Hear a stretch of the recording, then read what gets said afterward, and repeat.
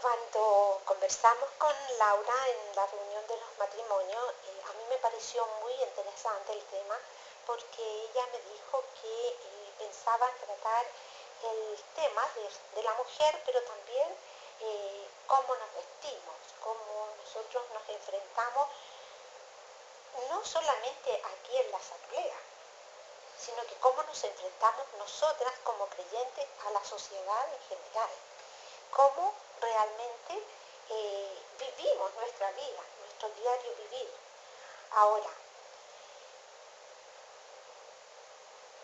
pidiéndole al Señor cómo poder enfocarlo, ¿ya? Me llevó a pensar en primer lugar en Proverbios, podemos abrir nuestra Biblia, Proverbios 1:7.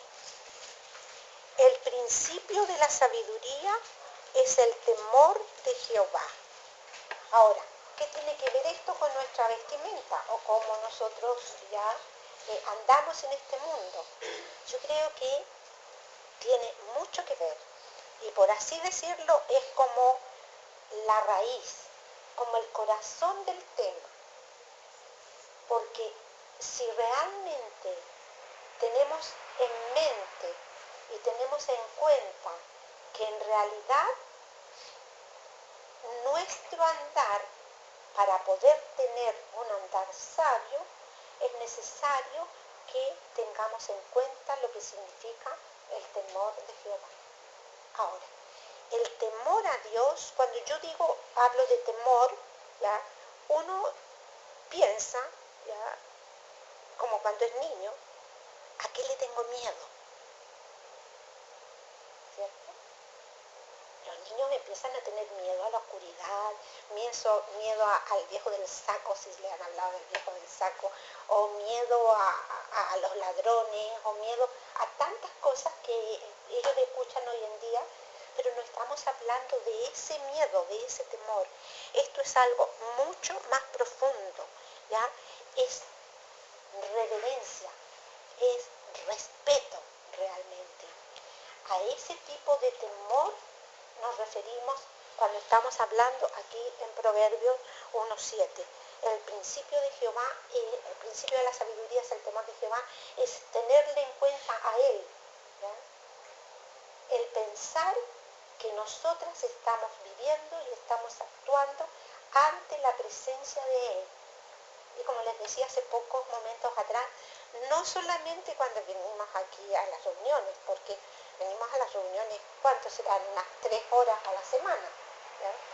Pero ¿cuántas horas de la semana pasamos nosotros en este mundo? Y en ese tiempo, ¿tenemos realmente temor de Jehová? Es el principio para ser sabias. El principio es, es lo primero, lo primordial. Hay muchas cosas detrás del principio, pero el principio es ese. Y debemos comenzar siempre por el principio. Y necesitamos pensar y actuar de acuerdo a el Dios con quien estamos tratando. Tenemos que realmente pensar a quién queremos agradar, a quién queremos servir. Por eso empezamos nuestro estudio en esta tarde con este versículo. El capítulo 9, versículo 10, vuelve a decirnos el escritor de Proverbios: el temor de Jehová es el principio de la sabiduría.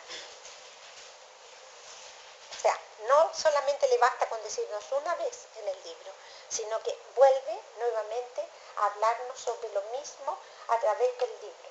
Y yo creo que eso tiene que hacernos a nosotras pensar que realmente es algo serio, es algo profundo, ¿ya?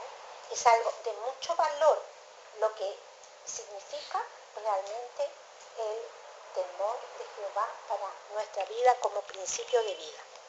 Ahora, en el libro de Proverbios también tenemos la tipificación de 3 mujeres, ¿ya? estamos en una reunión de damas y estamos, ¿cómo la llamaste? Lindas, ¿cuánto? Linda y femenina para la gloria de Dios. Linda y femenina para la gloria de Dios. La primera tipificación ya, de lo femenino es la misma sabiduría, ¿cierto? La segunda ya es la mujer virtuosa.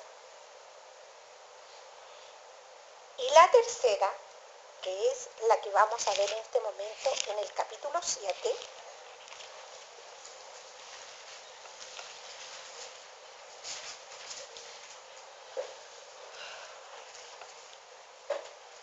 versículo 10. Nos está hablando los versículos anteriores en cuanto a la artimaña de una mujer ramera. Y en el versículo 10 nos dice, cuando he aquí una mujer le sale al encuentro con atavío de ramera y astuta de corazón. Tenemos, como les decía, la primera tipificación, la sabiduría, la segunda, la mujer virtuosa, la tercera, la mujer ramera. Y nos habla de el atavío de ramera y astuta de corazón. ¿Le importa a Dios cómo me visto? ¿Le importa a Dios mi vestimenta?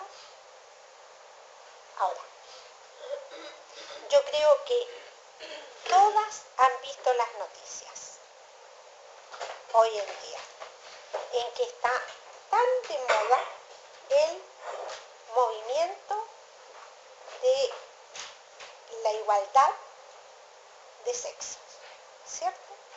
Pero allí, en la fotografía de estas marchas y todo lo que hay, nosotros podemos ver un montón de mujeres tipificadas como o unisex, o transexuales, o lesbianas, o mujeres de vida fácil, ¿ya?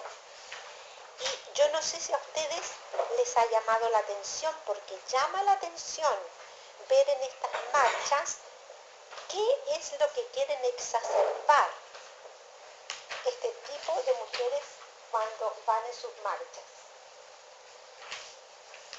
El cuerpo. Realmente es como escandaloso, pero triste a la vez para uno como creyente ver la exhibición del cuerpo sin ningún pudor, sin ningún reparo, nada. Y es hasta cierto punto como una cosa grotesca, es una cosa muy, muy fea. O cuando uno ve las noticias de un asesinato, qué sé yo, de problemas de drogas y todo, y muestran escenas nocturnas de la ciudad de Santiago o de Antofagasta o de Iquique y también en otros lugares de provincia de nuestro país. O sea, yo no estoy hablando nada que no sea conocido por todas nosotras, ¿cierto? Entonces yo no necesito entrar en mayor profundidad en cuanto a lo que aquí dice atavío de ramera. Se arregla de una determinada manera para exhibir y exacerbar la sexualidad. Ahora, la sexualidad no tiene nada de malo. A lo mejor en algún otro momento podemos tratar este tema. Al contrario, fue algo creado por Dios y algo que realmente practicado cuando Dios lo estableció. ¿Y cómo lo estableció? Es bueno y sano. Y cuando hablo de sexualidad estoy hablando en ese tema de la parte sexual, pero la sexualidad no solamente tiene que ver con eso, sino que tiene que ver con toda la impronta que nosotros tenemos como ser femenino.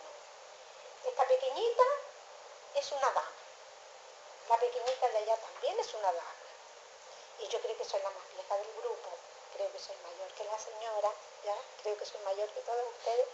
Y creo que independiente de la edad que nosotros tengamos, la feminidad, el sello, ¿ya? La gloria de uno, lo intrínseco de uno como mujer está ahí. ¿Ya? Entonces nosotros no tenemos que estar exacerbando eso. Y quizás muchas veces tenemos que tener mucho cuidado con eso para no ser ocasión de tropiezo para mi hermana o para mis hermanos. Bueno, volviendo otra vez a nuestro tema, ¿le importa a Dios cómo me visto? Cuando me visto, ¿a quién quiero agradar? ¿A mí misma? ¿A otro ser humano o a Dios? Y ahora yendo más lejos todavía, ¿por qué me tengo que vestir? Porque, bueno, vamos a Génesis. Génesis, ¿ah? Génesis capítulo 2.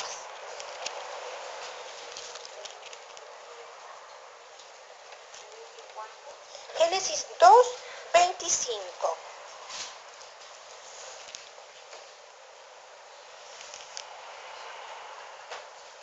Nos dice la escritura aquí, y estaban ambos desnudos, Adán y su mujer, y no se avergonzaban. Interesante, ¿ah? Fíjense que ahí estaban desnudos, no se avergonzaban. ¿Por qué? Porque estábamos en la dispensación, en la época de la inocencia. Porque no había entrado el pecado a la tierra, no había entrado al mundo el pecado todavía en este momento. Y cuando Dios creó al hombre y creó a la mujer, ¿ya?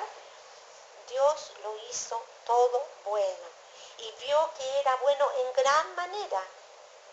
Y el hombre y la mujer estaban desnudos y no se avergonzaban. Y entonces hoy en día uno puede pensar rápidamente, bueno, pero hoy en día también están las playas de nudismo y no se avergüenza. Pero antes que entremos un poco más en profundidad ahí, vamos a Génesis capítulo 3.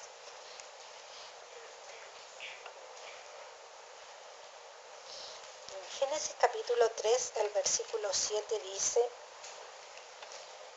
entonces fueron abiertos los ojos de ambos y conocieron que estaban desnudos. Entonces cosieron hojas de higuera y se hicieron delantales.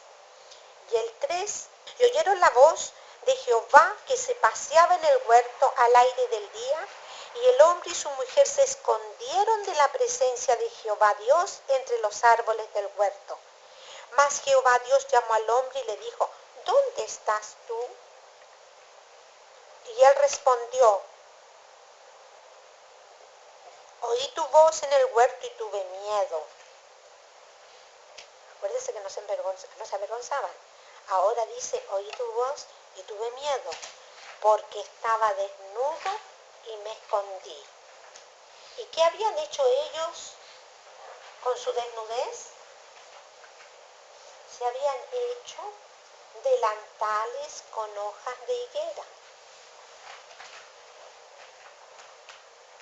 Pero los delantales con hojas de higuera, yo creo que deben haber sido bastante incómodos. Todas nosotras conocemos la higuera. ¿Hay alguien que no conozca la higuera? Todas conocemos las hojas de las higueras. Son ásperas, ¿cierto? Son ásperas. Y ellos se hicieron delantales con hojas de higuera. Hermanas, pensemos en la solución que el hombre da al problema serio del pecado. Delantales de hojas de higuera, algo que no cubre todo y algo que es muy incómodo y algo que es muy fácil de romperse. Interesante, ¿no? Estaban desnudos, había entrado el pecado, trataron de cubrirse de alguna manera, pero se dieron cuenta que lo que habían hecho, sus propios esfuerzos por cubrirse, no servían para cubrirse frente a la voz que preguntaba, ¿dónde estás tú? Y qué bueno es pensar que ellos estaban escondidos, y a pesar que estaban escondidos, Dios tuvo la iniciativa. Fue Él el que llamó: ¿dónde estás tú? El Dios que todo lo sabía necesitaba que el hombre se diera cuenta que algo había pasado con él, que él había hecho algo terrible, que le había hecho experimentar la vergüenza y el miedo, y que había tratado de solucionar su problema y no lo había podido solucionar. Entonces Dios le pregunta: ¿dónde estás tú? Y él respondió: oí tu voz en el huerto y tuve miedo porque estaba desnudo y me escondí. Y Dios le dijo: ¿quién te enseñó que estabas desnudo? El hombre se dio cuenta de su vergüenza y que estaba desnudo. Pero ¿cómo lo supo? Porque resulta que el hombre había desobedecido. Y nosotros los seres humanos tratamos de hacer las cosas a nuestra manera y cubrirnos como nosotros consideramos pertinente, pero no pensamos que el problema va más allá. No se soluciona solamente con la solución que nosotros le buscamos o la solución que nosotros le damos, sino que es necesario que primero nos demos cuenta que en realidad el problema es más serio, porque aquí hubo desobediencia. Y aquí el ser humano se dio cuenta, porque comió del árbol del bien y del mal. Tuvo conciencia de pecado, se dio cuenta que estaba desnudo. Y Dios tuvo que proveer para ellos